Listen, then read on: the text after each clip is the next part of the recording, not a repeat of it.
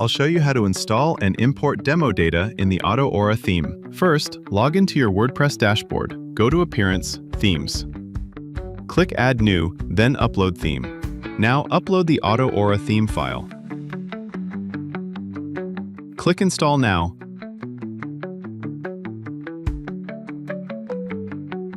Then activate the theme.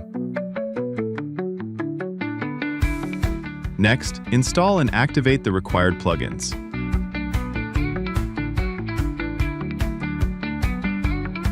Return to the WordPress dashboard.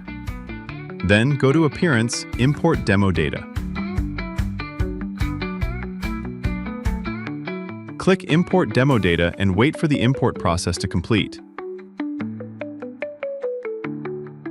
That's it, your demo data has been successfully imported. Autoaura is now ready for you to explore. Get Autoaura today and start your business.